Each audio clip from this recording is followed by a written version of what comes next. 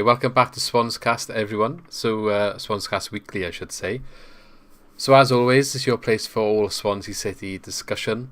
We like to bring that to you on a weekly basis now, going forward, as much as we can anyway. Sometimes, obviously, life doesn't allow it, but try our best. Anyway, welcome back, lads. So, long time no see for Alid, who's joining us. First time it's been this season, maybe. Yeah, it is. Yeah, it is. And as always, Lee as well as makes his return. Hello. So, what have you two been up to? Well, I say this week, Alid, since we last saw you, but what have you been doing? A lot of things. I don't even remember when the last video I was in was. I'll just say what have you been up to since the start of the season. And yes. Well, I don't know. Just working. Spending a week doing physical exercise. Sounds Makes one of us. In 30 degrees of heat, that was very painful. Other than that, yeah, that's watching some of the Swans games, I guess. We've been up to this week then, Lee? Not much. It's been quiet for me. Rubbish weather, so I actually rewatched all the Mighty Ducks films. Classic. How many is all of them? Isn't there only like 2? That was 3. Oh. And it's a Yeah, series. I watched all them again. Yeah, I didn't realise it was a series. That's why I watched all the old films back again.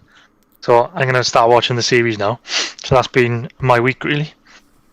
Nothing that's so exciting it is for me at the moment. Yeah, I've not really been up to too much either, to be honest. But everyone in work and all over TikTok, everyone's banging on about the Squid Games. Has anyone I've watched about that? I watched the trailer. We were going to watch it the other night, game? but I haven't committed to it yet. Squid Games, isn't it? It's looks some odd. program on Netflix, like a Korean thing. Yeah. Oh, Don't yeah, I've really seen know what it is. I can't someone- explain it. I think I will watch it. Someone was commenting about how nice he is and got screwed over or something. I don't know. That's all I know about it. Yeah, maybe I've I'll seen have a loads of spoilers now, though. I don't know what the spoilers are. I see things that happen, but don't know what's happening for it to be a spoiler. But I guess when I watch it, I'll be like, yeah, okay. I think it's get it. worth a watch. Yeah, everyone's saying it's good, so maybe I'll have a look at that one. Anyway, don't forget, as always, to subscribe to the channel for all your latest Swansea content. Click the bell button to keep notified of when we upload, and leave a like as well, because that helps us grow and get a bigger audience for more people to watch the stuff. And if more people watch, the more stuff we can do in the future. And don't forget to let us know in the comments as well what you think about everything we said, your views on anything we've discussed, and just get involved in the conversation. And the conversation today is going to involve a couple of topics. So obviously we've got 2 games to look at, 2 away games. So we've got the Swans travelled to Fulham. Both games they actually wore their new third kit. Did you notice? Coral. Yeah. Is it called Coral? To be Looks honest, nice. I like it. It looks nice on the players when they were wearing it, but when I've seen it in person, I think it looks horrific. Yeah, It looks alright on the players. To be fair, I was quite surprised. better than It's the, not. like- I just don't think you can just wear it with jeans Yeah. on a day out.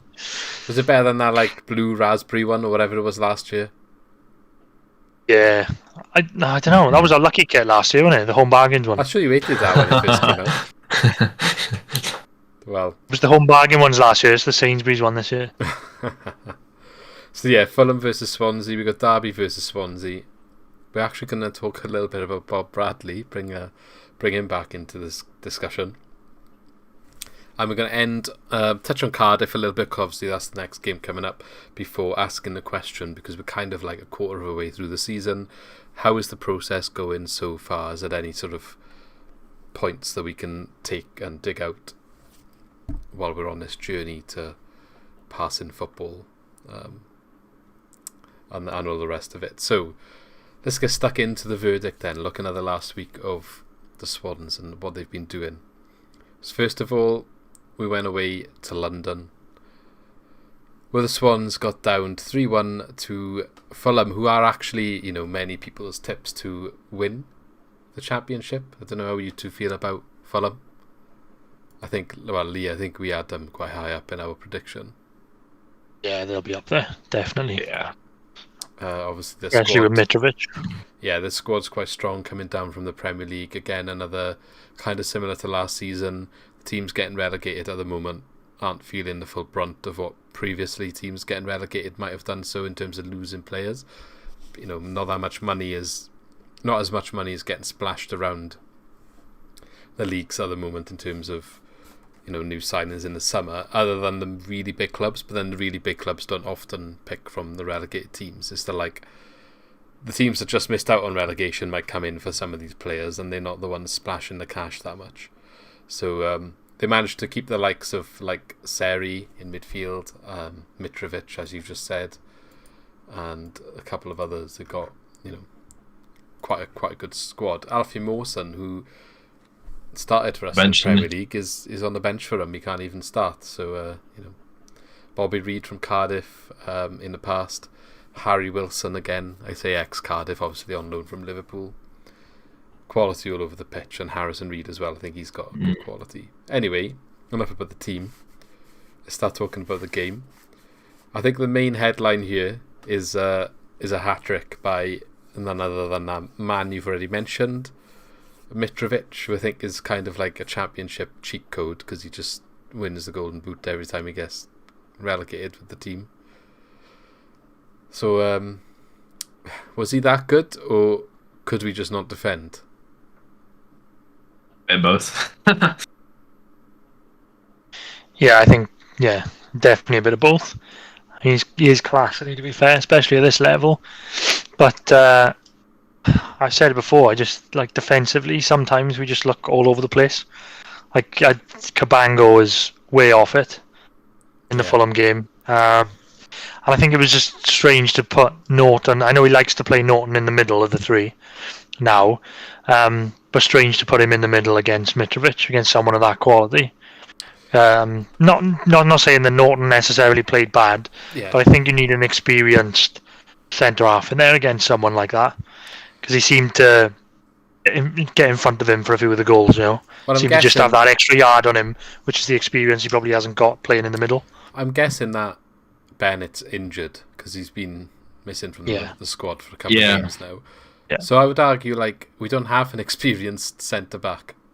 Norton is our most experienced centre back. Yeah, but even if it's just someone who naturally plays in that position, because Mitrovic was good, but and it sounds stupid, apart from the 3 goals, he didn't really do much, did he? But that's what he can do. He finds that yard of space. He had 3 chances and scored 3 goals. So maybe an out-and-out centre half. Yeah. May read it a bit better. I do understand, that's just being picky. Yeah, I do get what you're saying, but I would also argue the case. I think he was the best of the 3 at the back. Oh yeah, I think. He was. But then that begs the question: who would you put there? Because if we're saying he's not experienced enough at centre back to play in the middle against Mitrovic, but then he still had a better game than the other 2. Then in that game, I would have. The way the game was going after the first 10-15 minutes, Cabango should have gone into the middle and Norton should have gone on the right-hand side, because that fullback was ruining Cabango. Yeah. And maybe Cabango could have dealt with Mitrovic a bit better, who knows? But that's being picky. Yeah, I think they're coming from all angles though, and I don't think Mitrovic was only isolated against Norton either. I think he was there and everywhere. But I do see what you're saying. However, I am going to add a third option to the question I posed to you, whether it was him being good to us being bad. Was he just a bit lucky, especially at the start? I know maybe not for a hat-trick, but the beginning of the hat-trick was definitely stroke of luck, because the first goal, I don't even think it's an opinion at this point. I think it was offside. I think it was clear to see when you look at the replays back, that goal was offside. And you could argue they should defend it better, but to be honest, I think when we first saw it, we were like, how have the defence left him there? Seen the replay, and actually, the defence dealt with the danger pretty well. They all pushed forward as a unit and caught him offside. It's not their fault that in that instance then that the linesman didn't see that, or the ref hasn't seen it. I don't understand how the linesman hasn't seen it, because I don't think it was that tight. I mean, it wasn't massive distance, but it wasn't the tightest of calls either. Like the marginal ones that can go either way. He was definitely offside, and I think at that point in the game, we started off quite well. I'm not saying that we were necessarily the like overwhelmingly better team who deserved to be ahead, but we didn't necessarily deserve to be behind, and especially not to a goal that was offside. It's not like Fulham deserved at that point to go 1-0 up. I don't think. So I think that's a massive moment in the game. We ultimately lost 3-1, and that's fine. I was expecting to go to Fulham and lose, but yeah, I think that needs to be like mentioned that they did have a little bit of luck there. But then that doesn't discredit him for, I think the other 2 goals were good quality goals from Mitrovic. Oh, but it changes the game, doesn't it? Because it was quite early on as well, and it to go 1-0 down away from home. It was 12th minute, wasn't it? Yeah, it's just it does change the game. I mean, yeah, fair enough. He does go on and score a hat trick, but yeah, the longer it stays at 0-0, and the way we were playing at the time, I thought we were playing quite well. Like we were keeping the ball well, and we looked good. And then to have that, it kind of knocks the stuffing out of it, then, doesn't it? And then they go on to score the second with the momentum that the first goal has given them. So who knows? Yeah. No, definitely. So, yeah, like I said, the ball comes over the top. I'm not sure who plays it in, but basically our defence steps up as the ball's cleared. And then Fulham put it straight back in. Mitrovic has kind of stayed around the penalty spot area, maybe. And he puts the ball into the net. So, Hamer can really do anything about it. Again, I can't really criticise anyone for it because you want them to step up in that situation and they've done their job. So they just need help of the officials in that instant. It's unlucky. You've got to move on and crack on with the game, I guess, at that point. However, you mentioned Cabango was poor in this game, and I think this is one of the reasons why I wouldn't be comfortable with him in the middle, even though he was getting rinsed by the winger. I can't remember exactly who the winger was. I was on the left. Was it Cabano? Cabano, yeah. He plays what you would think is quite a simple pass, or like he plays it so casually from kind of like the halfway line. He's playing it up to Led or Smith, one or the other, in the right sort of forward position, up near the touchline. But he just plays it so casually and like with not that much conviction, if you like. That Cabano, I think it is actually, it just basically runs on and intercepts the ball, and then because of the momentum he's got with the interception and Cabango being a little bit slow, changing his pace to sort of transition into defending the counter-attack, he's sort of gone past him already on the counter, and that's ultimately the what's led to the second goal in the end, which again came from Mitrovic. I think it was this the one where it was like a low cross in and he does quite a sort of smart touch that puts it into the far corner. Yeah. I think is it? I think so. I know. Was it the one that squirms in? I want to say it's Cabano, and it's like he plays it from the left into Mitrovic, who's just about around the penalty spot. Yeah. And it looks Norton is just like a step off of him, basically, and he just sort of puts it between Norton's legs into the bottom right corner. Norton's trying to track back and cover his run, basically. But I think the damage is done because we're all out of position already. It's what I've been saying for several weeks. The transition, get caught on the counter-attack after we lose possession ourselves in the transition period. Norton's position is not necessarily that bad, but I think when you've got a striker like Mitrovic of his quality, anyone's going to back him on a 1v1 in that situation to like get in front of his defender and stick his foot in the right place to like get the goal. I think you said it like looked like a squirmed in, Lee. I think it like when you watch it back, it looks like it's kind of a bit fluky, the way that it's quite slow and it goes into the far corner. But I think it's quite smart actually. I think he really was doing good finish. Yeah, definitely. Yeah, it's just because it's so slow. It's just on like Norton lunges, I guess, across it, and he sort of just puts it between Norton's legs on the lunge using his left foot. I think he goes to make the block, doesn't he? But like, he doesn't really smash the ball, which you'd probably expect, is because it kind of like places it, and it goes between his legs as a result. Either of you know what foot Mitrovic is? Is he no right-footed? I don't know. Whatever he wants. Apparently he's I've pulled up some random website. Apparently he's right-footed, so Maybe that makes it hit more. And while we're talking about his hat-trick, we may as well discuss his last goal. And to be fair, this was a good team goal from the Fulham perspective. But from a Swansea perspective, issues again with the defending. We played a high press, which we didn't do all game. One good example, if you haven't watched the game, if you can remember back to when we played Manchester City, that goal, Selena scores. The goal is not the same in any way, but what I mean is Man City are pressing us high and we're under a bit of pressure and we managed to do a couple of tappy-tap passes and get through everyone and we're through on goal. Kind of the same thing, but we didn't defend it very well. So we pressing them up in their corner, basically. The right-hand corner of their goal. Man marking. Everyone's up there. They managed to escape that press. They play it to the other side of the pitch where it must be Harry Wilson. I'm assuming it's Odoi. Oh, it's Odoi. So not even the right winger, but the right back is literally up on the halfway line in acres of space because obviously Bidwell is pushed further up the pitch for whatever reason, which doesn't make sense to me because if it is Odoi, why is Bidwell not marking him? I would imagine. No, I think if I remember, we had the ball, didn't we?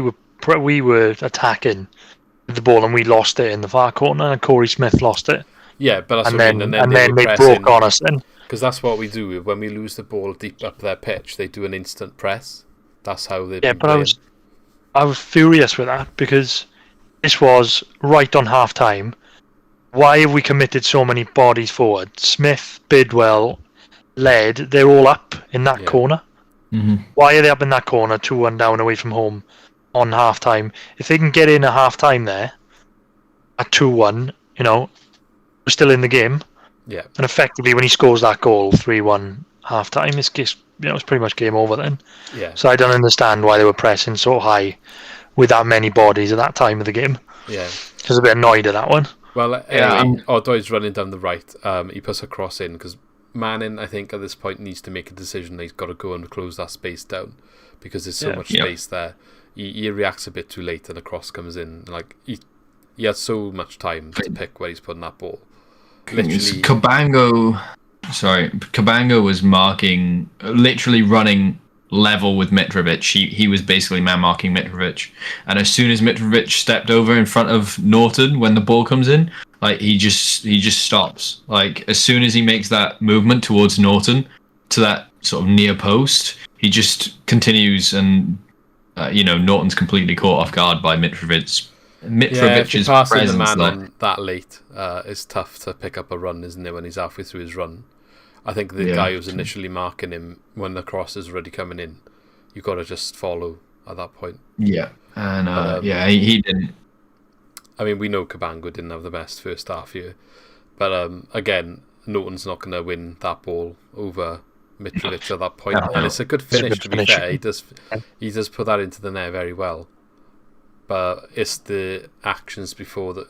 You don't really get frustrated that Mitrovic has put it in the net in that way. It's that we could have avoided the ball coming in the first place and should have done so. That space. Why is that space there? That's the question you need to ask. Yeah. But hopefully because they committed so many forward and got caught out. I understand if Led's up there, but if Led's up there, then Bidwell shouldn't be up there. And but it wasn't even. That wasn't just the only time in that game. It was all throughout that game that we were getting countered like that, especially in the first half. But any team that wants to play against us does it all the time. We didn't see it that much against Derby. There was a couple of occasions, I think, and some teams come to the liberty to just defend, so we don't see it that often. Only once or twice when they do have a break, it does happen. But if a team comes down and tries to play against us, it happens a lot. That we get caught out on the break. Most of our goals that we're conceding are from being caught out on the break. So there's been 2 in this game out of the 3. I think all the ones maybe against Stoke, for example, another game I can remember. Yeah. But it is something I've said on the transition. We're struggling with the defence, with the positioning, with covering the gaps, because when we're losing it, playing this passing football, everyone's in a position to receive the ball. They're not in a position then when the ball gets lost. It is like game management, isn't it? Like we said, it is frustrating. They are playing good football and sometimes, but the Laird and Bidwell need to be that high up at all times. Because they are like, sometimes you look at them and they're playing almost like a 3 up front with Bidwell, Perot, and Laird on the other wing. Yeah, I think we're a bit exposed sometimes. I think it's still early days, and we'll talk about this later. A lot of players are still. It's a lot to take in to get to the There's a lot of aspects to the game he's trying to implement, and getting every part of that right all the time. It's definitely a lot of work.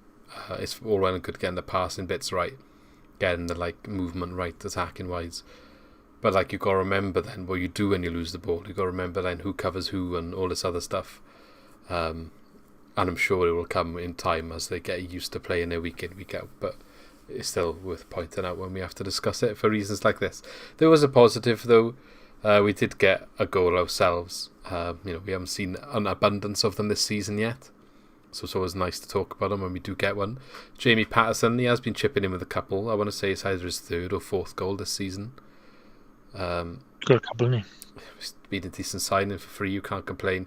He's missed a lot of chances that he should have buried, but he has been scoring, taking a little bit of the burden off Perot, because it seems to be one or the other at the moment that are finding our goals. I thought it was a very good goal, actually. Lovely goal. I can't remember who plays it in to Perot, but Perot very smartly turns out of the Fulham defender who's pushed up from the centre back. He's pushed up to man mark Perot tight, and he turns the way the defender's not expecting him, and Patterson's already running into that gap that the centre back has pushed up from. And because of the way that he's turned, he can literally just thread that pass through, and Patterson's through 1-on-1. Now, it does look like, on your initial reaction, that Patterson blows his chance because he waits too long to take a shot. And I think quite similar thing happened in a previous game where he did blow his chance in this sort of situation. But he manages to just sort of pirouette around the keeper a little bit, or do some trickery with his feet when the keeper's on the floor, get a little bit of space, and just finesse it into the bottom right corner. Then just basically empty net. There's a defender trying to cover, but he places it well. Very good finish. Yeah, really good finish, to be fair. Very good. It was Downs just in front of Norton, by the way, that played it to Perot. Yeah, so good. And I think that just shows how valuable Perot can be when we get him into the game. Because he's shown his value with his goal scoring, but there's been times where we can't get him in the game. But it just shows that when we can, he can even link up well. And if you've got people running off him, which if you're going to insist on playing him up top with the 2 behind him, that's what they need to be doing, potentially, is running off him. And this is an example of where that can work well. Yep. Leading on from that, in the other position opposite Patterson, and Cham went off with an injury, I believe hamstring or some sort of leg muscle. Yeah, that's a big blow. I don't know how long he's going to be out for. He wasn't available for Derby, was he? But I'm pretty sure I read earlier that Swans will be fully fit for the Derby match. So. Yeah, apparently they said he hasn't sort of done any major damage. Just felt that it was a bit tight, so he precautionary. Not to risk it, though, isn't it? Yeah. So hopefully we will see him for the match against Cardiff, but not get any concrete news or dates on that one for you at the moment. Anything else from this game that stands out you want to talk about? Yeah, Downs unable to keep the ball down. Yeah, he did miss an absolute storming ball into the box, and he should have buried it. I want to say it wasn't long after half time, wasn't it? And comes in I don't think it was. He just needs to tap it in, really. He's kind of on a penalty spot. There is defenders in the way, but I think he's got plenty of options to pick the net out. But he just blazes it over the bar. That is cool. I mean, it's literally rolled. Sorry, Early. It's rolled between 3 players. He's got 3 players in front of him and 1 either side of him, and he just skies it over the bar. Yeah. You just need to pick a spot. He had time. Yeah. Pick a time, pick a spot, and just put it in. Yeah, that's why I think that would change the game a little bit then as well, because we've got Lee. Sorry. I can see Luke laughing. I think it would change it a little bit. Get us back into the game at that point after being 3-1 down at half time. Go on, Lee. Sorry, it's because I'm behind again, isn't it? And I was jumping in a gap, and then no, but that's why that goal before half time was massive, because I think the way we played in the second half, like the Downs chance he should have scored, and Laird had one deflected onto the post, didn't he? I think we probably could have come away with a draw, especially if we went 2-1 at half time. Yeah. That goal at half time killed us, but I think they played really well in that game against Fulham, who we're saying are going to be challenging, but they didn't really look out of place. The only difference was the finishing. Yeah. And they've got, £20 million striker. Yeah, exactly. I think you are right. Like, Downs should bury that chance, and 3-2 is even an interesting, last half hour or whatever it would have been. Just look at the Luton game. It's just that motivation it can give you. It can give you the momentum, the adrenaline you need to just push on. Take a few more risks. Look at all the goals we scored against Luton. After the first one goes in, and people have got a bit of confidence. All of them are outside the box, so shows you anything can happen when you think things are going your way. And led it in the woodwork. I mean, that was from a deflection, which I think took it towards goal more than it was going to go originally. But you take, you got to make the chance and take the shot to get that opportunity. But yeah, I think Fulham, I was fully expecting to go there, lose that game. I think they're going to be one of the top teams. I don't think we're going to challenge for playoffs this year. I've said all along mid-table. So it was good to, we didn't get... It looked like at some point when you looked at the score, maybe we were getting a bit turned over, but it wasn't really like that. And we came out in the second half, being 3-1 down, and actually put in, a good effort to try and get back into the game. It did fizzle out a little bit, I think, after we made the substitutions, which I have got maybe one last note to say, and this will continue into the Derby game. But again, I don't know, we got a lot of midfielders, but why out of all of them, Corey Smith playing in that cam position? Fulton and Walsh can't get on the pitch at the moment. I don't get that. I don't get, I'm not saying I dislike Corey Smith, but for me personally, he was bottom of the pecking order with all the midfielders. So and none of them is their natural position, but I think I would play both Fulton and Walsh ahead of Smith in that role. Yeah, I just can't see. I'd say minimum Fulton. Yeah, but Walsh has got a little bit of a creative eye on him. He's tried in there in a couple of games.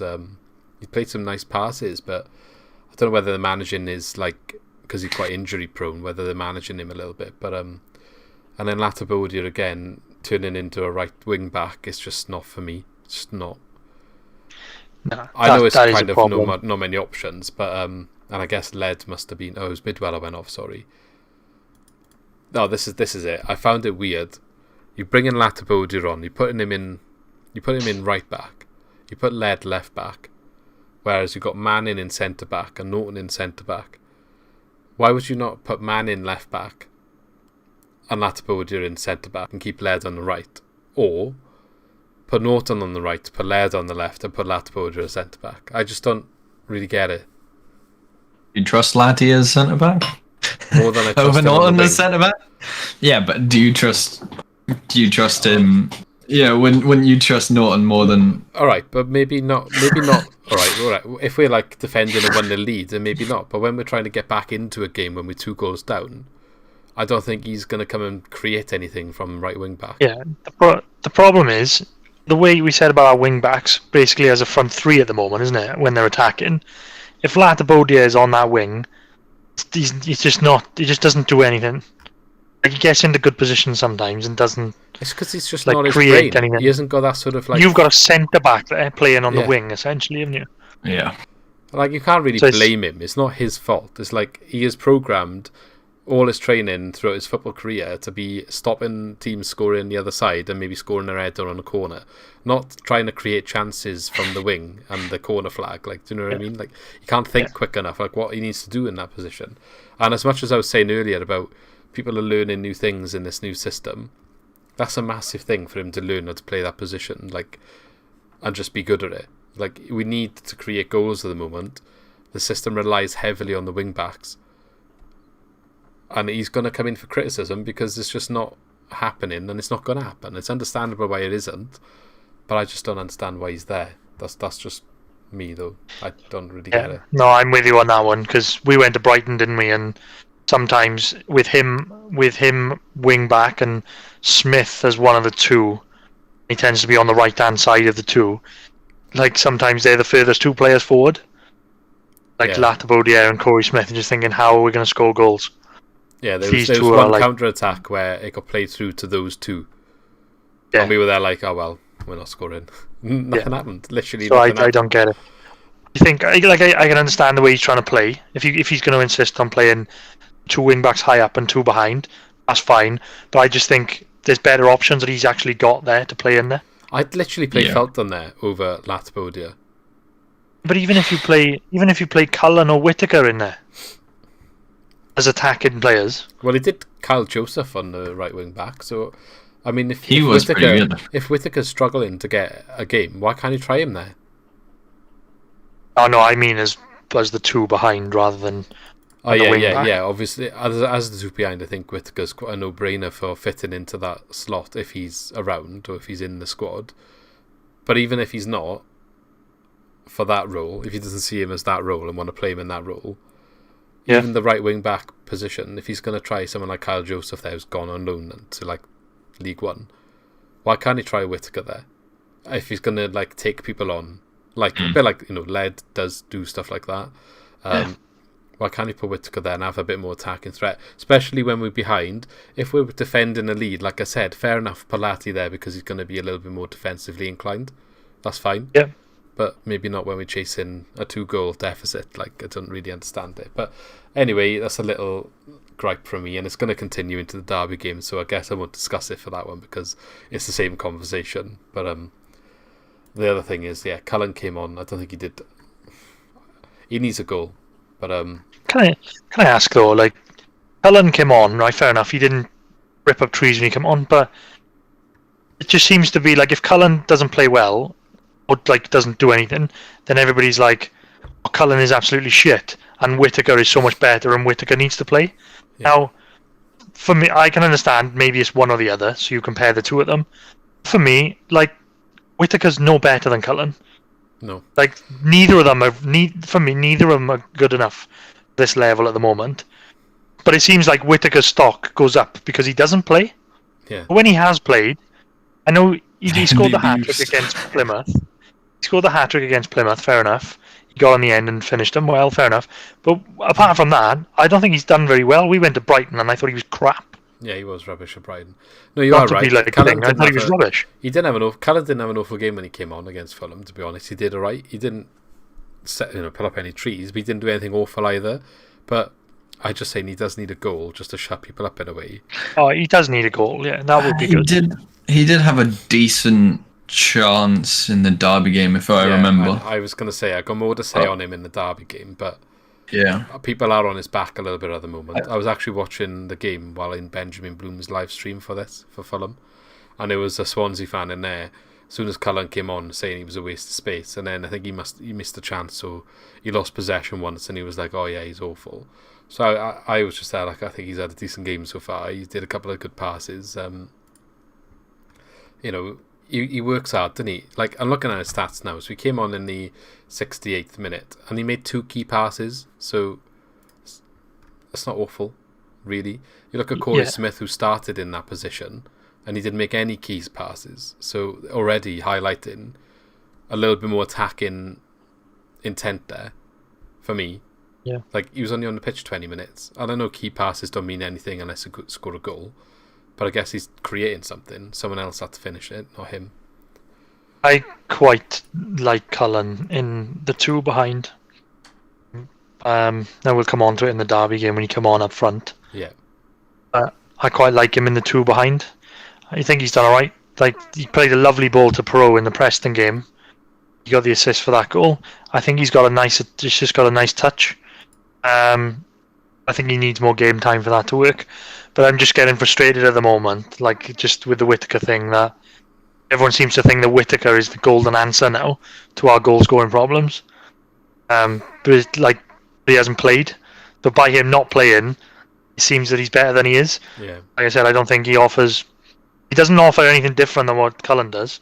In a way, I feel like they're both sort of not kind of underdeveloped for the level that we need them to play at, if that makes sense.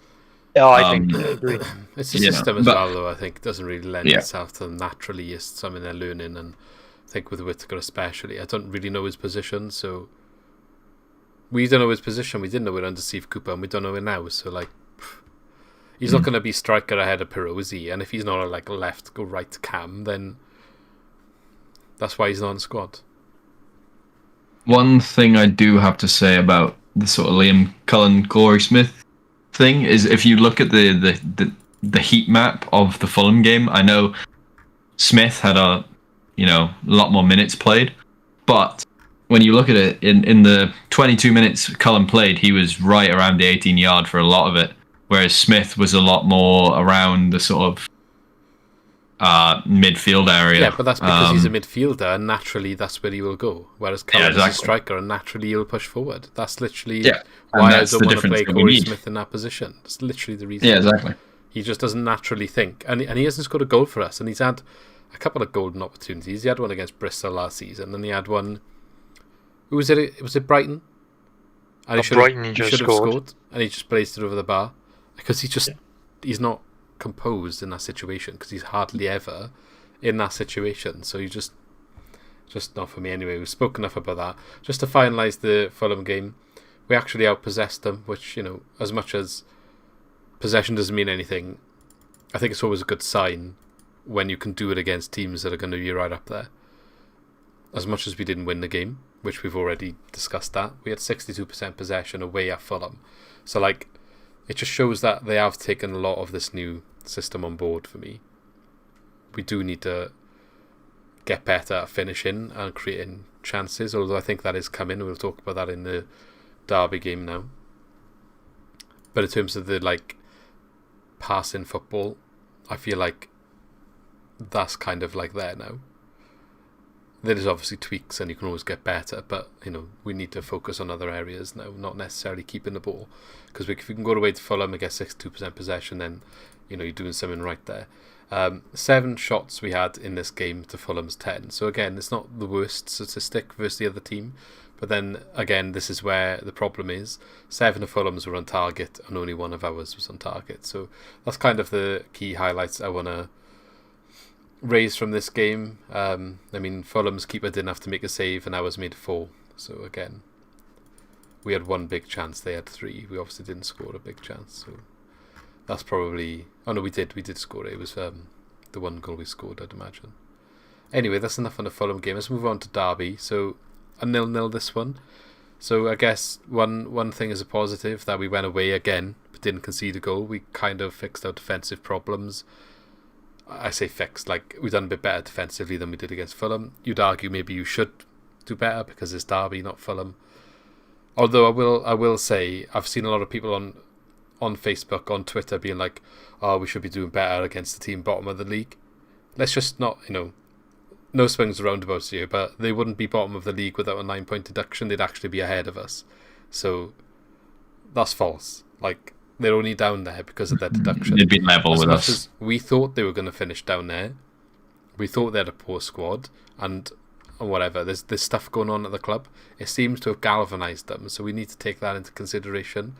They went into administration and then went and beat Stoke. So, the players are out there trying their hardest to play for the club. So it's not necessarily an easy game for anyone.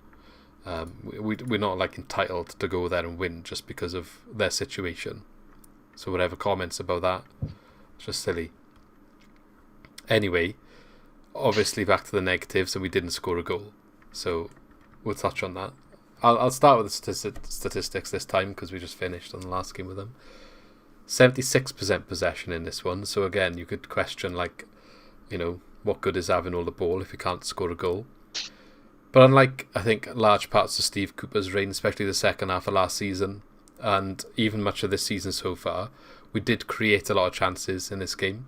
So we actually had 15 shots, and I believe I saw somewhere that we had 10 shots inside the Derby penalty area, which, you know, that's a decent number.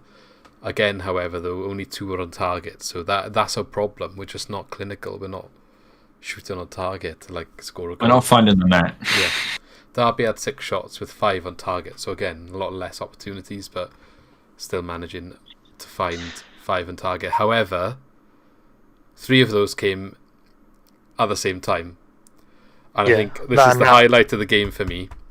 Ben Hamer's triple save. Yeah. Yeah, that was the best chance of the game, though. Yeah, I think that was the most clear-cut chance of the game, was Derby's chance. Yeah, and that came from Corey Smith giving the ball away cheaply, just picking the ball up in his unnatural position and trying to play it back to a centre back who wasn't there, basically. Do you feel the same about Corey Smith the way I feel about Dander? That's what I'm getting. No, because I'm picking up. No, I don't. Because I don't mind Corey Smith when he plays in his position, but he's not. Yeah. I'd rather Dander be on the pitch. Smith is in the midfielder position that he's natural in. I guess you can't complain. I'm going to say about 80% of the time, 90% of the time, you can't complain. It's like a defensive-minded midfielder. Like that's his role. So I don't see how we're relying on him to create chances. But yeah, I mean, I said we wouldn't touch too much on him in this game because it's the same issues as what we just discussed. Same as Latipodia, because he started right wing back in this one, which I'm guessing Led is just a bit tired. He's played all the games so far. Not every right back has got as much energy as Connor Roberts. I don't know how you. By the end of last season, I don't know how he's still walking, to be honest. Yeah. But yeah, Hamer, triple save, all from Tom Lawrence as well. So, they're all kind of from a left acute angle. Sort of, I think one of the centre-backs does well. I think it might be Norton, actually, to close the angle off a little bit, which does mean Lawrence has got to shoot kind of directly at Hamer, but he's still got to get up off the floor twice and save the next shot twice. So it's a triple save, and it is a good bit of work from Hamer, and I guess that's the reason why he's kind of in the sticks ahead of Bender at the moment. How do you feel about that anyway? How do you feel about the competition there? On net? Yeah. Yeah, I think someone said something the other day, and I can't remember, it might have been true, because some people were saying that maybe Hamer was first choice all along, but then he had COVID, didn't he, and not having a proper pre-season, then maybe put Bender in there. It seems to be, I don't know, it just seems to be so much more solid now with Hamer in there. I can't imagine that he's asked Hamer to play any differently than what Bender was, so was all that crazy sort of the same, wouldn't they? They'd be like, yeah, exactly. So we're all that crazy sort of stuff that he was doing, passing wayward all the time and coming out for 40 yards out of his goal. If that was just sort of Bender's own twist on it. Well, I mean, they're different. Every goalkeeper's going to be different and have a different kind of style, aren't they? So I think maybe there will be differences with their unique playing style, and Russell Martin will be happy for them to put their, if for example Hamer doesn't feel comfortable doing more of a sweeper keeper role, maybe Martin's fine with that. Maybe Bender's more comfortable with it. To get me, and I would also say we're judging Bender, who played right at the start of the season when the whole team was getting used to this new passing run to back and all that sort of stuff. So maybe he was being put under more pressure than he needed to be. Doesn't mean he made the right decisions, mind, but maybe Hamer hasn't had as much of that because the rest of the team around him is getting more comfortable with those situations as well, and getting into the right positions and giving him more options. And you're not seeing the same. It's not the same part of the process to sort of judge him directly in that regard. I think Bender did right, didn't he, against Brighton when we went up there the other night? Yeah. So yeah, he was decent. Yeah, he's still young as well. I think Hamer's got 10 years on him, hasn't he? So It's Did either of them really have much game time last year though as well? No, neither really. Right. I know obviously they didn't have a preseason really, but you also have to consider that as well, is how much game time have they had before preseason. Yeah. Let's go back to the start of this game anyway, because Matt Grimes nearly scored a hell of a goal. I thought it was in. It was one of them classic sort of like when you've kind of got to shoot because you've got nothing else on, and you nearly score as a result of it. Whereas if you had a little bit more time, you probably would never have shot. Yeah, because I think somebody plays the ball in. It might be Led who plays the ball across. Either Led or Smith, actually. I can't remember. But not Led, because Led wasn't on the pitch. One of the ones on the right. Someone plays the ball across anyway to Grimes. But it might be Latty. Yeah, it might be. But it was kind of it was kind of a bit of a hospital pass because he couldn't do anything with it. He was running onto it. It wasn't kind of to his feet. And at the same time, the defenders were running onto him. So there wasn't any space. And he kind of just finesses it around the player who's running on. And it just goes whiskers wide of the left post. It was really good effort, actually, from outside the box. But like, if he had more space there, I don't think he probably would have tried that. So sometimes it's just a classic example of just having a go. Like, sometimes you can get a reward out of it. But it was enforced that he had a go and he nearly got reward, but unfortunately not for us. So, talking about Latty earlier and not having that sort of creative, being a centre-back and all, he's actually taken on two players, stepped inside, and then laid it up to Grimes for that shot. He did all right. Like he's going to do some decent things, but it's just not. It's not going to be as consistent and as like natural. And actually, I was listening to the highlights, and I'm sure a lot of people would have. And Lee Trundle actually mentioned himself that he's too slow at thinking about what he needs to do in those positions, and he doesn't go to like the byline enough, or he doesn't go to like. He doesn't go wide enough and play on the line, whether that's the corner line or the throw-in line, where you kind of need to in those areas to create gaps and chances. It's just not natural to him. That's the bottom line. It's not trying to knock him, but I think we should have also scored. Jake Bidwell did a little bit of work down the left, and Pirro, who is on the byline, actually plays it back into the box with Bidwell running through.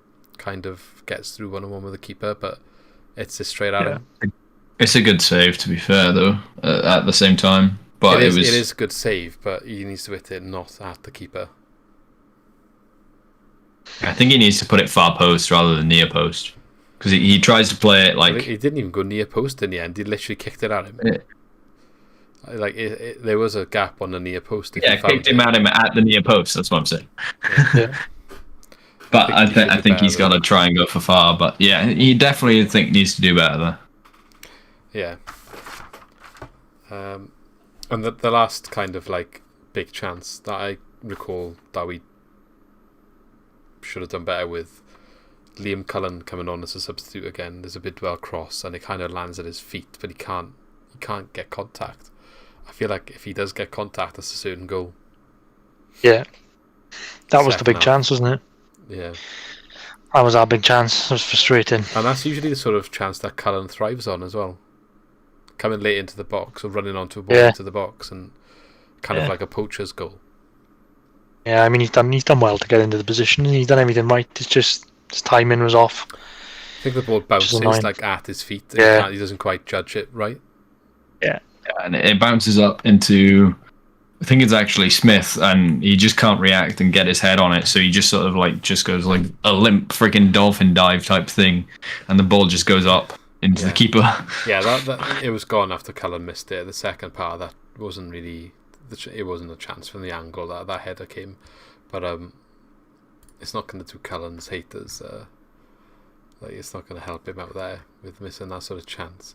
Laird came off the bench. I think he made a difference when he came on. Lee, you'd probably be able to give more insight in that. I think Morgan Whittaker actually had a run out as well, making the bench for the first time in a long time in a league game. But in the 88th minute, it seemed a bit pointless coming on for Corey Smith there.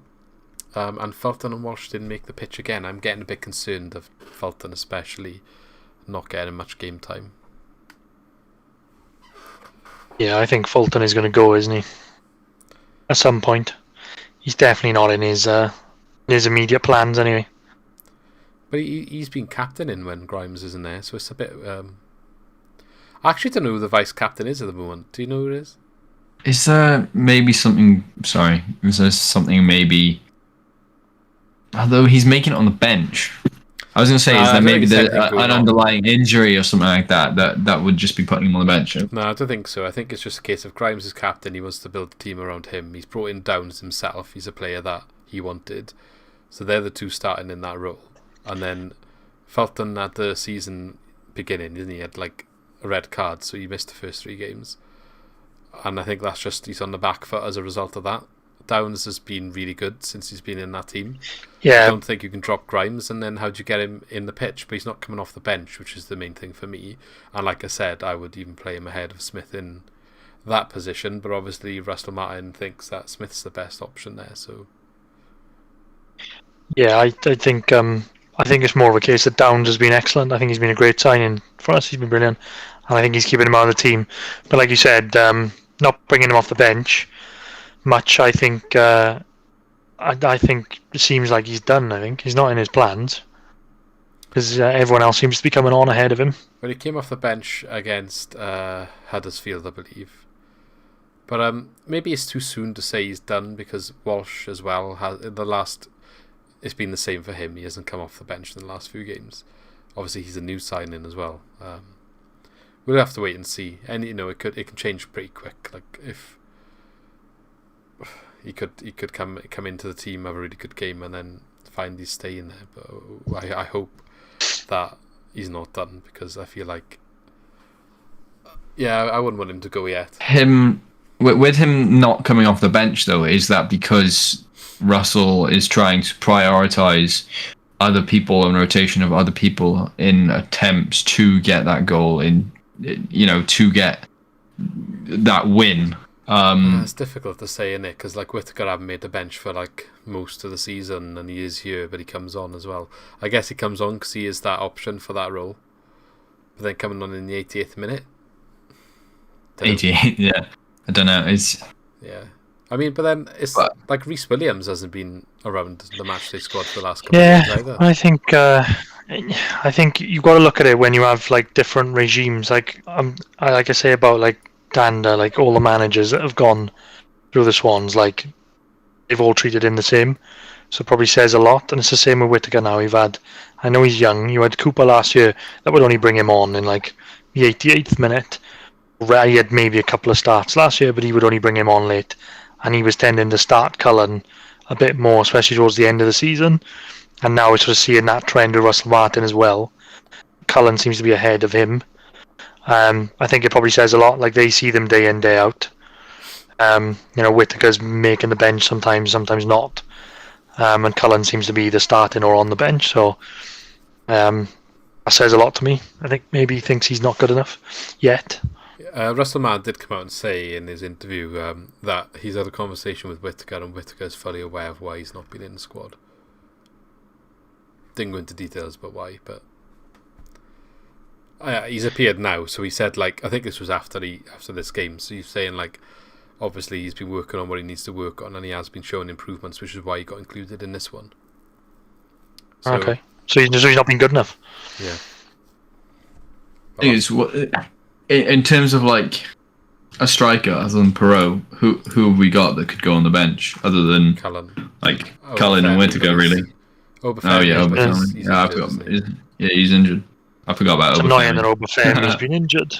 Good to have him back, to have Ann and Cham, to have, you keep saying it, to have Perot and Cham and Obafemi fit. Have those 3 fit, I think, will be a massive difference. Well, I believe they should all be for the derby, let's hope. Anyway, any final thoughts on the derby game before we move on? Lee, I think you watched it fully, didn't you? So yeah, really frustrating. I don't know, when I watched the game, I didn't get the feeling that we had 15 shots. Like the 2 shots on target, I can believe. It sort of mirrored, like the Millwall game at home and the Hull game at home, where we had all of the ball and just like we had a couple of chances but didn't take them. That it was exactly the same as that for me. That's the sort of game it was. Like we didn't seem to create a bucket load of really good chances. We had a couple of half chances. We're not creating like real clear-cut chances with the amount of ball that we have. Whether that's, like we said, maybe a lack of creative players behind the striker. Maybe we're lacking one in that area. But yeah, it's a little bit concerning at the moment. But the signs are there. That it will get better. Yeah, I think we are improving game on game. It's still very, very early days. I think like after Christmas is when, okay, let's start seeing where we actually are right now. And the second half, I've maintained all the way through that the second half will be better than the first half, and we'll be comfortable somewhere mid-table after that. But only time will tell. But I still think it's too early for like some people on social media are starting to like hit the panic button and all the rest of it. But I can't see us going down. Famous last words. But I can't see us going down. Reading are expecting 12 points deduction as well. I'm not saying that they will necessarily finish below us, but with Derby as well, with that deduction, teams like Peterborough and Hull are struggling, Barnsley struggling now. I just think we've got enough to stay up, but time will tell. Like, I don't want to jinx it or anything. Even Cardiff, like, if they don't sort themselves out, they could be in trouble. Like, we're saying how bad we have been, and we have been, and we know scoring goals is our issue. But when you look at the last 5 games, and I'm directly comparing us with Cardiff, 2 reasons. They're our closest, they're our next match, they're our nearest rival, and they're also next to us in the league table. So we are 19th, they are 20th. Looking at the form, the last 5 games, we have had 1 loss, and we have had 6 points. Okay, in the last 5 games for Cardiff, they have had 0 points and 5 losses. So 6 points is a big difference, even over a 5-game period. They're still over 1 point per game, which theoretically should be enough to keep you in the league. Just about, but it still keeps you here. And we said this was a transition year. We need to go into next season where we're fully focused then on the play style, and we got a bit of a team that is Russell Martin's, and they're doing what he wants. This year is building that, and I maintain the points per game will be better in the second half of the season. I fully believe that will be the case, but riding out the rough part at the moment. It has to be. I don't know if we're doing the how's the process going, or are we going to do that later? We'll touch on that later, but we'll move on now. Okay. So I just want a quick look at the championship. So like I said, where we are, we're 19th in the table. Bournemouth are leading the way, 25 points. Their form is very good. They haven't lost a game yet. I'm sure we put them second, did we? No, I think we had them to win the league, didn't we? Did we put Bournemouth to win in the end? I think we did, yeah. I think we did. Should have put money on that, maybe. They're flying at the moment. Yeah, I'm sure we did. I'm sure we had Bournemouth. Because I remember saying that. Actually, I think I remember I had Bournemouth, and I had to convince you of it. Yeah, I think so. Has Jamal Lowe done anything since he's been there? I've not heard of him. I've not heard of him doing anything. Don't even know if he's playing, is he? Sorry, the way you worded that made you sound like who the hell's Jamal Lowe? Apparently he's played... This is probably across both teams, because he did play some for Swans. Played 10, started 3. I feel like the 3 starts could have come here, though. Came off the bench on Saturday on 88 minutes, like Whittaker. He hasn't scored. No. I mean, he won't care if they go up, though, will he? Let's be honest. Someone who did score. He'd be coming straight back. It don't matter. He would have still been able to play in the Prem. He won't play in the Prem if they get promoted. He still has a medal for getting promoted, whereas he hasn't here. So he probably won't regret it, is what I'm saying. He's probably on more money as well. Yeah, that's the main thing. Yeah. Someone who did score different team for Sheffield is Morgan Gibbs-White. Yeah, let's not talk about he's banging the goals in his class. Yeah, it's upsetting. Although they lost the last 2 games, haven't they? So their little resurgence of form has stuttered a little bit. And they are only 1 point ahead of us. Yeah. So again, another bit of perspective. Look at Sheffield United's squad, and they're 1 point ahead of us in 14th place in the league. So that's all it is at the moment. It really isn't the end of the world yet. Like, we're not that far away. speaking of Sheffield, they lost to Bournemouth, so I guess that is a tricky game. But the other game, I think, was Middlesbrough. They lost 2-0 to, which is not a good result, because I think they've been struggling. Warnock was under a bit of pressure.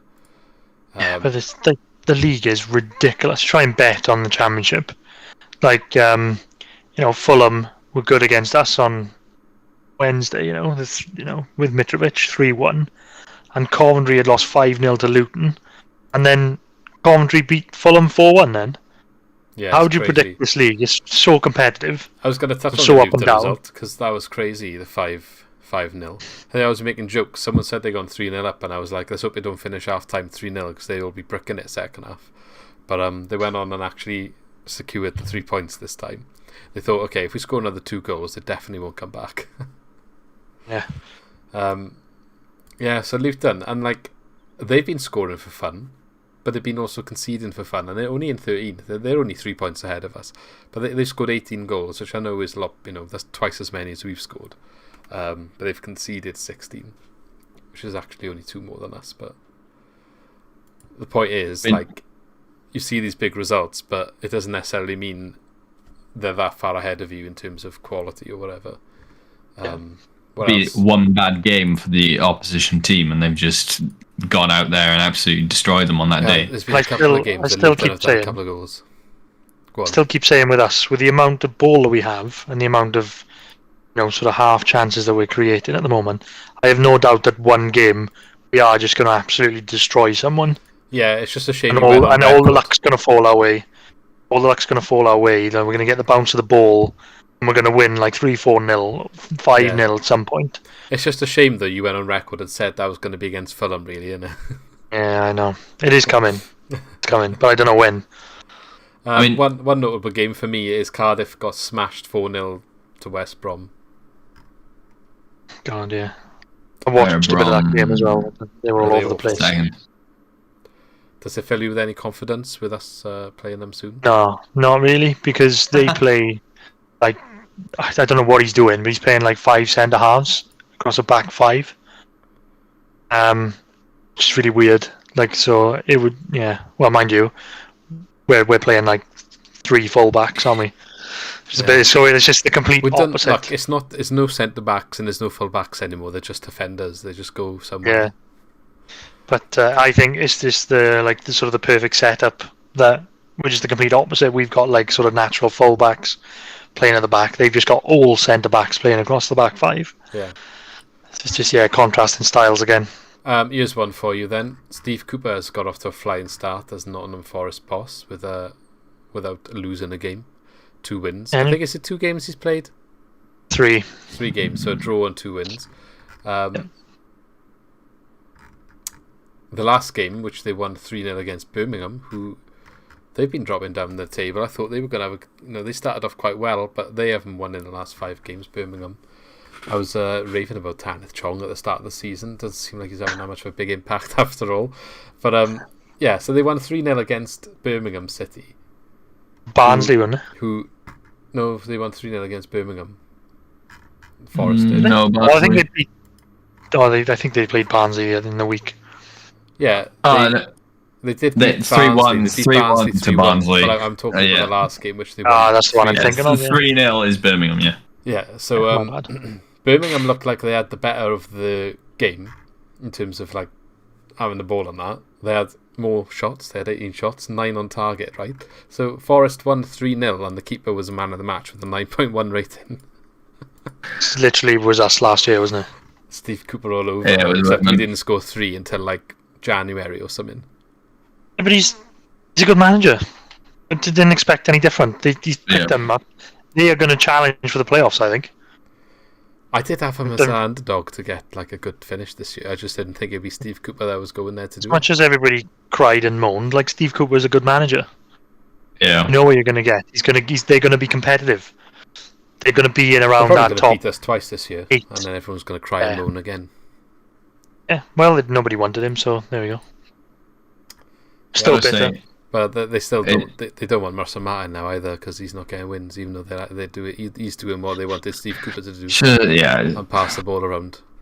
I've seen A lot of positivity though after the Fulham and Derby game. I've seen people saying a lot on Twitter like that they're playing well and it's going to come. Yeah, surprisingly, there is definitely. You can't win though, can you? Good, there's people with a screw in, but then there's also a lot of people with a screw loose. I feel like a lot, just no matter what manager, there's always people that are like out. Yeah, and definitely. Just Anyway, no matter what. That's enough of the Championship. Let's move on because we've been going for a while, so we've got a little bit to touch on before we finish. So I want to go to Word on Wine Street, so kind of like the news section, except we haven't really got any news. But I did see kind of like a flashback that I thought was worthy of inclusion here.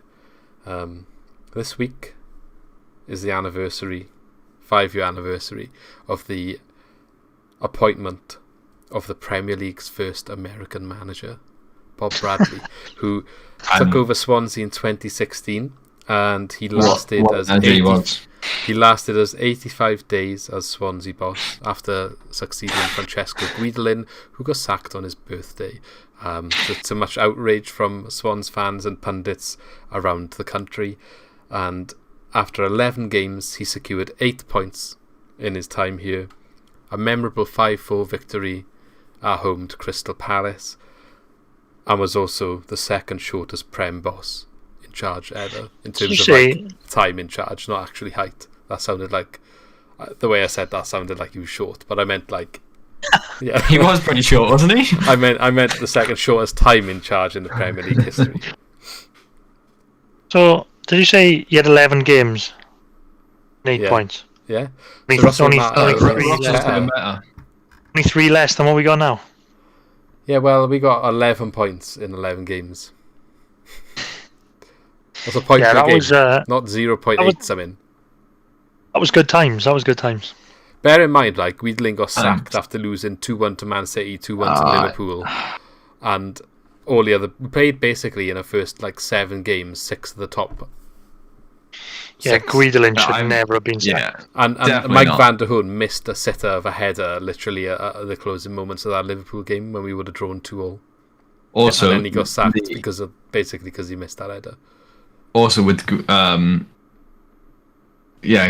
I feel like, I don't know, he just wasn't given enough time, as you saying. He was playing good football. We were down there. Like when he got sacked, we were down there. But like I said, we played out of the top 7 teams. Before we signed him. 6 of them. We played 6 of the top 7 teams in the league from the previous year at the start of that season. So it was a really hard start of the season. I think we played Chelsea, we played Tottenham, we played maybe Man United, City, and Liverpool were the last 2 games before he got sacked.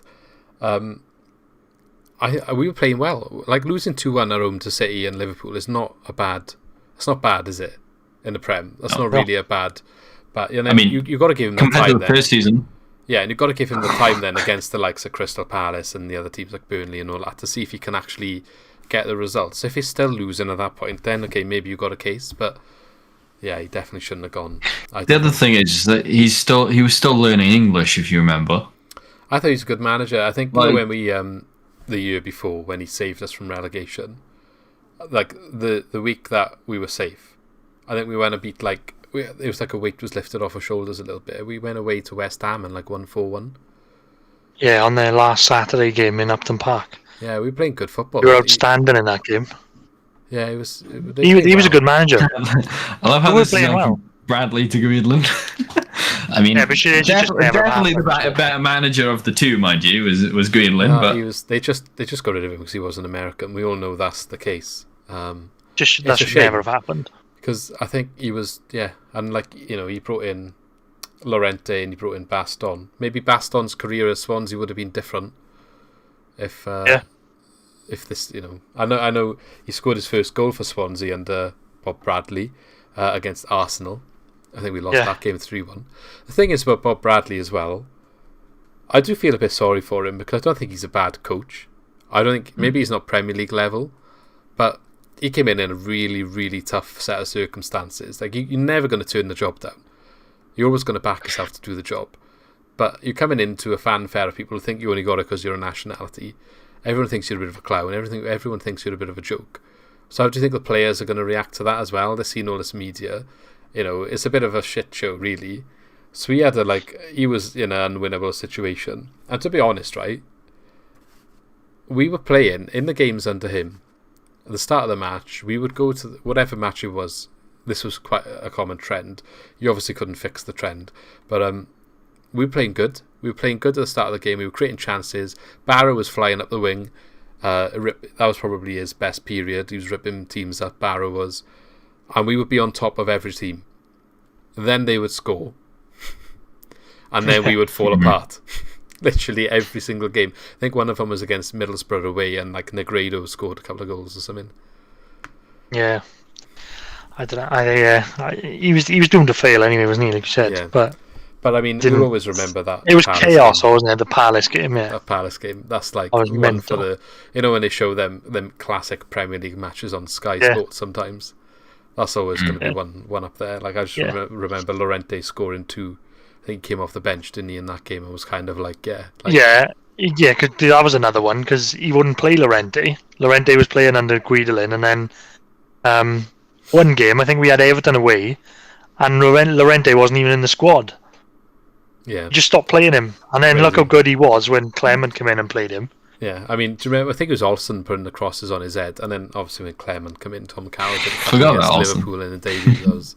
That was quality. Yeah. But anyway, that's enough on Big Bob. Just thought it was an interesting topic. I checked his height when you mentioned. Check his height. Yeah, I checked his height. He's 6'2.5". Well, yeah, he's definitely not one of the shortest managers by height. Then decent height there. Okay, looking ahead then. So obviously the next match is Swansea against Cardiff. Just a question: are the tickets sold out for that? Have they gone on sale? I'm not sure. I tried looking earlier and I couldn't see if they were available, but I haven't been checking. They might have already gone. Probably sold out. I know it's very, very unlikely to get one, but I just thought to have a look on the whim. But the only tickets I could see on the Swans ticket office was Elton John. Oh, there we are. Why not?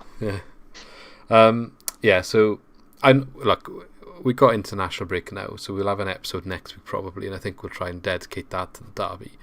But I do want to just ask one simple question: is Mick McCarthy in trouble? If he loses this game, is it curtains? Because I think it's 6 losses in a row for Cardiff in the league. Although, do you want him to get sacked and then they possibly have that boost from having a new manager, or do you want them to continue with the bad manager and get relegated? It's not about what I want, is it? But sorry, they've lost the last 5 in a row.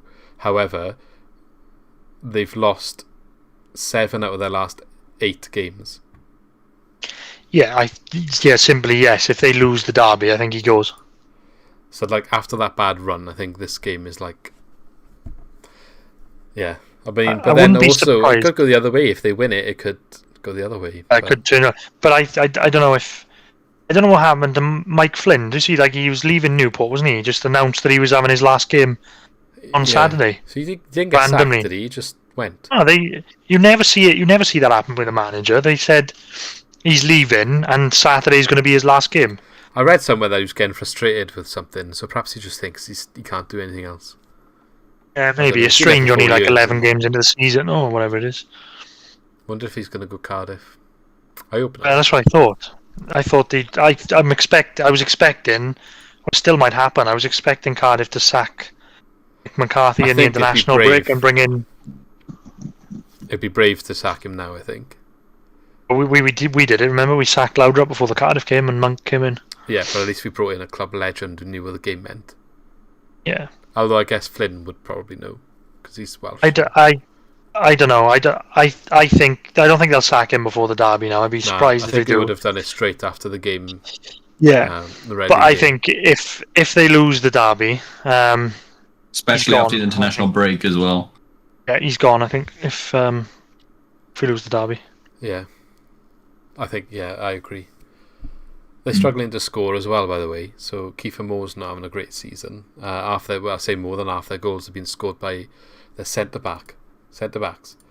Aidan Flint specifically seems to have scored quite a few of their goals. Let's see if I can find out specifically how much. see, they've scored 12 goals and Aidan Flint has scored 4. Not quite half, but a third. Yeah. Let's hope we don't score again against us. Yeah, we probably will. Morrison scored 2, so there we are. There's 2 centre-backs have scored 50% of their goals. I mean, if what Lee said is right, where they're playing like 5 defenders, does it surprise you? Well, yeah, it's going to be like every home game. Still in set pieces, isn't it? It's not like they're scoring from open play. It's going to be like every home game. I think they're going to sit back, and they like everyone has so far. It's like the same as every time we play Cardiff in the last 10 years or longer.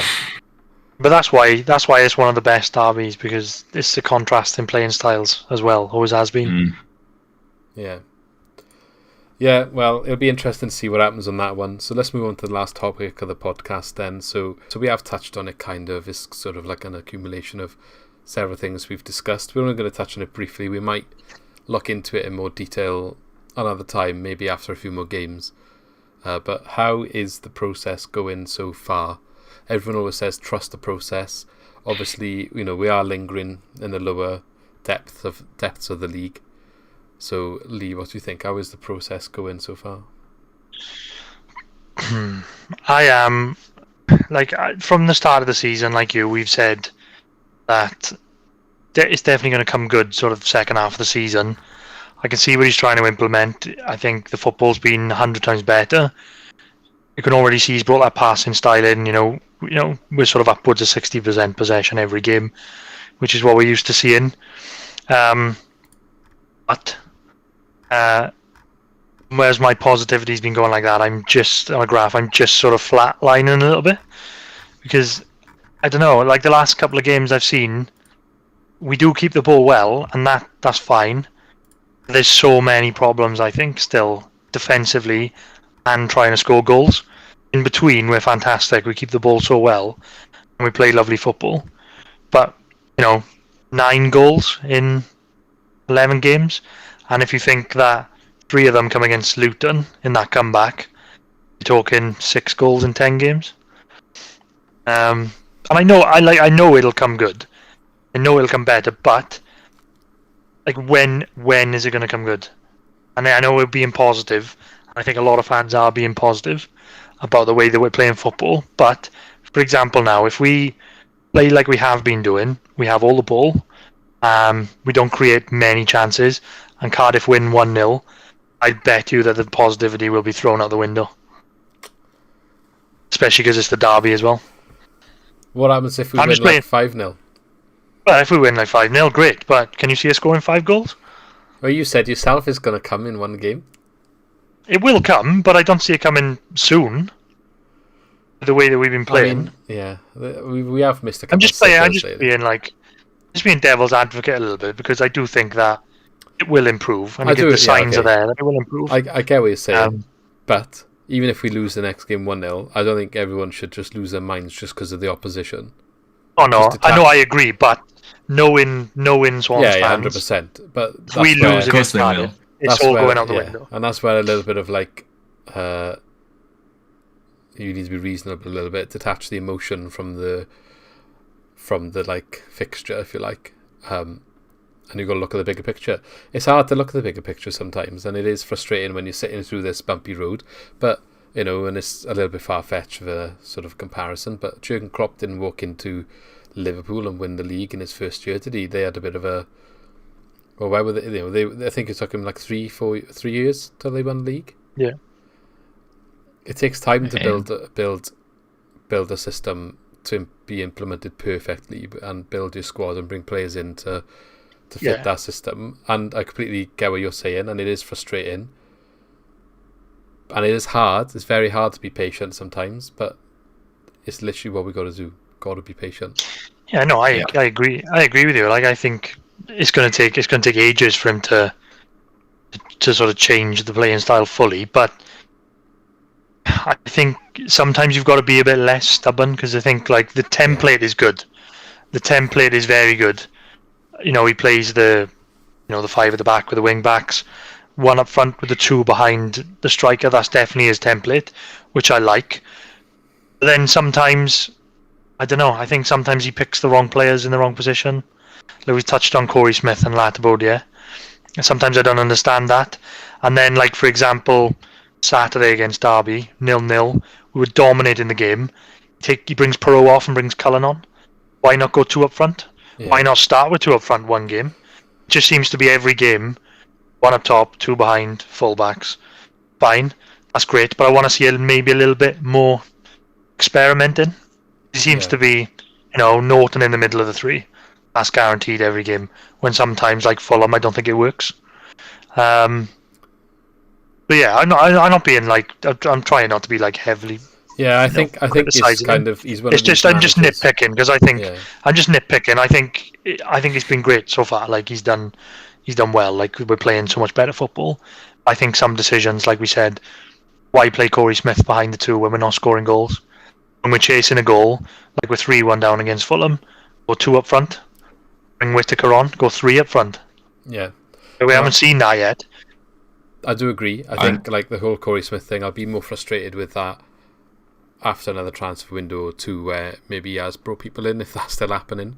If it isn't, well, I'd imagine it won't be when he manages to get a little bit more of what he wants. Like people mention Fosu all the time. If they brought him in, I'd imagine that wouldn't be happening.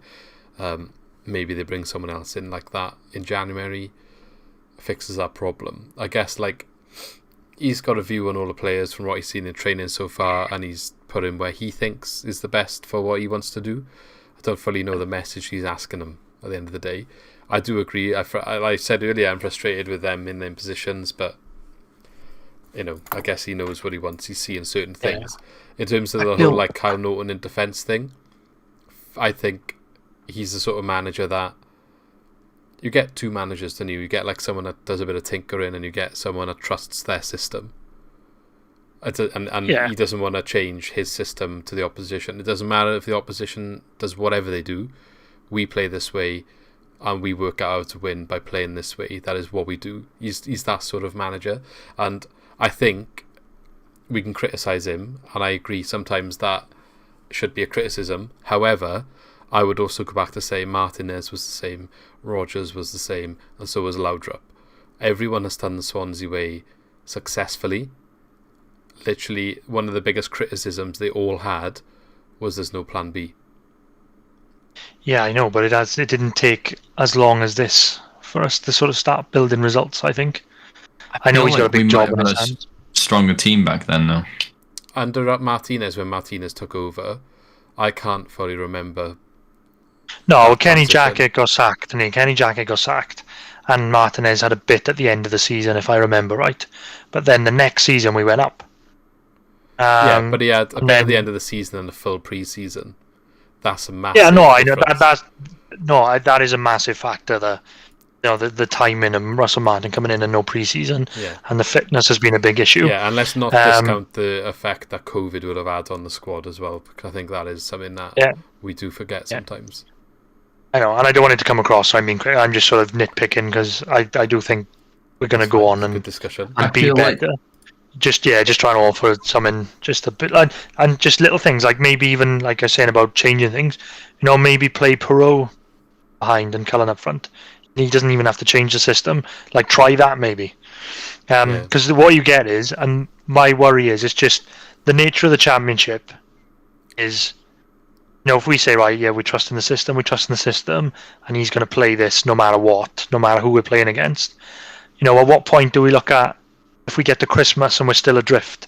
It's so easy to get sucked in with this league where you're desperate for points then. And then is it too late to change the system? In order to... I think that's not saying... That's just something I'm looking at. There's always a risk factor. But I think, and our history should show this to be even more important. If we are in that position at Christmas, we're still where we are now, say 17th or 19th, at Christmas, and people are starting to be like, do we just need to adjust now to get points? I would fully say, no, we don't. Because when we did that in the Premier League, we got relegated. When we stopped sticking to our roots, that's when we started having problems. When we just started panicking and trying to stay in the league.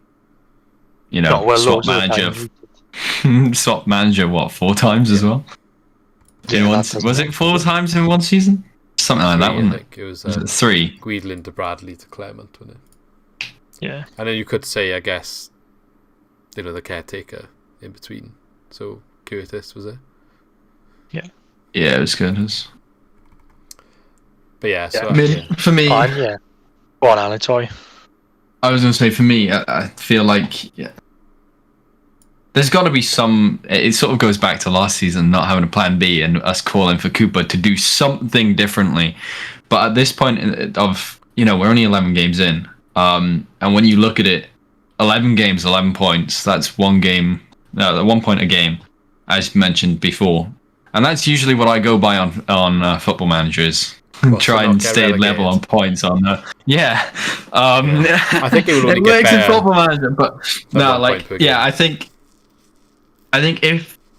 if he can, if we can get players in the transfer window, and if we continue to build the squad as well, same thing, build on what we already have, and when those players come back, is it? How do you say his name? Encham or Nitcham? I don't. Cham. Yeah, Cham. him. For example, him coming back, Farming coming back, Femi, yeah, coming back. Then, I feel like it will help us going forward a lot more, and we do have those options then to do things like 2 up front. But at the moment, I don't know if I'd want. I think Pro and Cullen. I think we only need 2 players. I think we need a right back, another right back, proper right back now, not Latipodia. So if Led can't play, then it's someone else. If no one is going to be the guy in the middle, and we need somebody else that can play in between the striker and the midfield. Yeah, we just need 2 players. Yeah. Maybe if you've got more funds, I would like a better, more comfortable ball playing centre back. And if that is the case, then somebody's got to go, and maybe that is Latbodia, maybe that is Bennett. I don't know, but someone will have to make way there if we get another centre back in, because there's too many, especially when you factor in Cooper as well, coming through the youth. There's 6 or 7 of them that can play centre back. What does that say? They've got Cooper, Cabango, Reese Williams, all the centre backs, and we're playing 2 full backs in the back 3. Yeah, I mean, I feel like there's somewhat experience though as well. I understand why Cooper's not there. It's his breakout season, so you can understand that. But we brought in Reese Williams we brought him in. So how old is Reese Williams? We already had cover, so if he's not going to start, why have we brought him in? Yeah, that's true. Yeah. He's another youngster though, isn't he? But it might have been worth the risk, I guess. I don't know. You don't know what the deal is. Usually with a youngster, but when you think about it, think of Geary last season though. Yeah, he's a youngster, and so I don't know. Maybe it's a point of they need game time, but he just doesn't want to risk giving them game time at this current stage because he's trying to build the system. Williams had a bit of he had some racist abuse, didn't he? Apparently, he took quite bad, which obviously you would. It does affect some players more than others, is what I'm trying to say, but you don't know how much that has an impact on him. I guess that's something that could be considered. Which I think is a fair point to make. I don't think he's done awful since he's come in, but I think a player like him isn't necessarily going to excel when the back three's been quite unsettled up till now. Yeah, I think it's having the experience like Bennett, but not so injury prone and old, maybe. Not even that, which does come in the form of Norton, but then Norton's never actually been a centre back. Yeah, but it's not even that, because last season, Bennett, I would have agreed with what you just said last season in Cooper's system, but this season, as much as Bennett's an experienced centre back, he's not an experienced centre back at playing this way. Yeah, I know. He's not very good. He hasn't been very good at doing it so far. So having a youngster come in, you can't learn from that because he's learning it himself, and he's been caught out a lot of time out of positions and stuff like that. So it's even harder this season for a young centre back to come on loan and you don't just and fit into the back three. Yeah, exactly. That's what I was trying to say. In my point is that it's harder this season in this formation with a back three to fit in as a new young centre back and get experience from it. But I mean, some of those games where Bennett was playing, he was out on the wing. I was just like, Bennett, you haven't got the pace to get back. Please, for the love of God. Like Led's pushing up to like basically be a winger, and then the back three goes wide, doesn't they? So that's what was happening there. Yeah. Anyway, I think that's been a good discussion. I'm sure we can sure we will revisit it. Yeah. Don't want to sound negative. I would just offering a bit of a pushback, because there's a lot of positivity, but maybe just a bit of a pushback on that. Like I said, no doubt the signs are there. I said I want to see Cham, Obafemi, and Perot fully fit together, and I think that will kick off. And all the signs are there, but I'm just thinking, 2 wins out of 11, unless I see it improving. There's always going to be that reservation. We've also got to remember that, the front. I mean, the 3 that you just named. There's no chemistry there yet either. In a way, they're all new, and it's going to take a lot of time. I mean, when you look at the entire squad, there are quite a few new names. And that's a good point. We haven't mentioned how many new signings there are. And it does take time to gel them in. Exactly. And we got to get the old with the new in a way in terms of the players, and we've also got to get this new system down. So chemistry, I think, is sort of if you sort of make this into a game aspect, is an important factor to consider. Yeah, damn right. I think now we'll start to see things happening. I hope. I think the next sort of part of the season is important. I think, because I think we've got a good squad. I know, we can say we've got people playing where, and there's been changes and everything. I think the squad that we've got is pretty good. When I look at the bench, sometimes it's the best bench we've had in a long time, just because we've got more of a squad now. But then I only just get worried sometimes. If you look at Hull and Millwall, where we drew 0-0 at home, even though we are changing the system, with the players that we've got in the squad I'm expecting to win those games at home. But I think we'll start to see that. I think the results will start to come. I think that's fair for Hull, but Millwall are doing quite well. Yeah, Millwall are doing well. I mean, we've got Cardiff at home next, and then West Brom at home, which is not a given. West Brom's going to be a hard one. But then we've got Birmingham away and Peterborough at home. So I think that sort of run of fixtures. And then we've got some winnable games coming up then. Yeah, well, any game is winnable in a championship, really. So we'll see what happens after the international break now, and I'm sure we'll revisit this conversation perhaps before Christmas or there or thereabouts. Anyway, hope the international break is another good time for Martin to get cracking on with the squad now. A little bit of a couple of weeks before the derby. I feel like we're going to be going into it more positively than the other team. Yeah, doesn't mean anything though necessarily, but hope for the best. I think at home we've been showing some good signs lately, even if it's 0-0, 0-0, and then we beat Huddersfield. So Cardiff are going to likely sit back again, like the others. It's up to us to make sure we're defending well enough for the set pieces, because that's what they're going to be coming for, and get our shooting boots on, I guess. But we'll talk more about that next week. Thanks for joining me today, lads. So everyone that listened on Spotify, thanks for listening. Everyone that's watched on YouTube, thanks for watching. And don't forget to let us know in the comments what you think about everything we've discussed today, what your opinions are. We do try and get back to all the comments as fast as we can. Sometimes, with work and everything, we don't always get there straight away, but we do try and we do read them all, and we do try and respond to as many as we can. So we appreciate every comment. And if you want to stay in touch with us, we're most interactive on Twitter. We also have Instagram and Facebook. And get involved as well. Join us on Fan Hub, where you can do team predictions, look at a lot of other content, ours as well as other creators, and you actually get a chance of winning a free set of tickets every month by being in the top 3 fans for your club. So Speaking of Badali, I actually missed out last month by like half a point or something stupid. Someone beat me on the last day. Oh, God. Fuming. I still haven't got 11 out of 11 yet. I haven't either. I had a 10 the other day. I was there, and then when was the first? So about Fan Hub? Yeah, so the Fulham game was... I haven't done it in weeks. The Derby game was the last game of the month, wasn't it?